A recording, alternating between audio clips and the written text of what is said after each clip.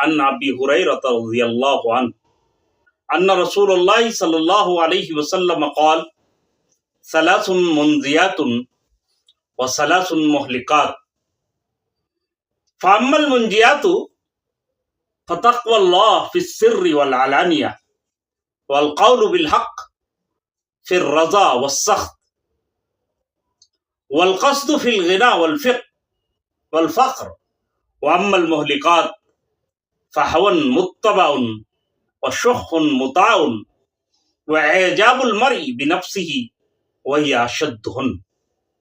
حضرت ابو ہریرہ رضی اللہ عنہ سے مروی ہے کہ رسول اللہ صلی اللہ علیہ وسلم نے فرمایا، تین چیزیں نجات دینے والی، بچانے والی ہیں، اور تین چیزیں ہلاک برباد کرنے والی ہیں۔ نجات دینے والی چیزیں یہ ہیں: کھلے اور چھپے، جلوت اور خلوت، ہر حال میں اللہ سے ڈرنا، خوشی اور ناراضی، غم، دونوں حالتوں میں حق بات کہنا،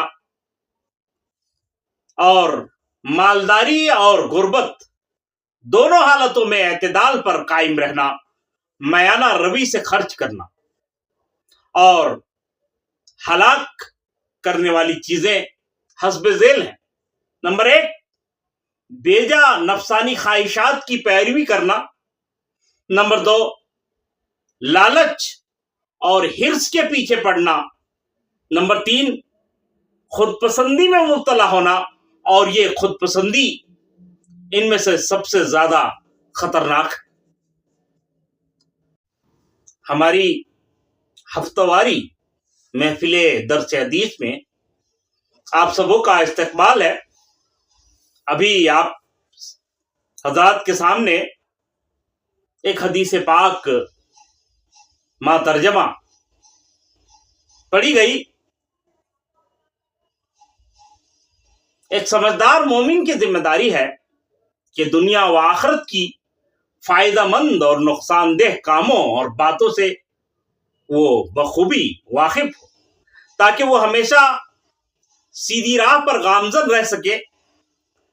یہی وجہ ہے کہ نبی کریم صلی اللہ علیہ وسلم نے ہمیں اس حدیث میں نجات دہندہ اور ہلاک کنندہ اعمال و عادات سے آگاہ فرمایا ہے۔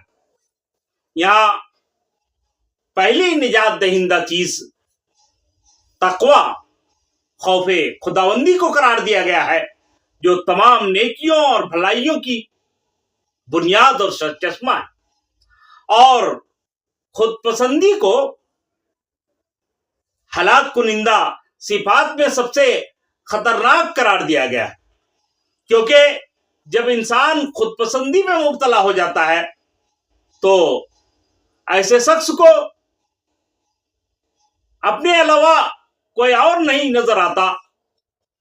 خود پسندی میں مبتلا شخص کسی کی نہیں سنتا اور خود کو سب سے اعلیٰ، افضل اور عقل کل سمجھتا ہے، اور نتیجتاً طرح طرح کی گمراہیوں میں مبتلا ہوتا ہے۔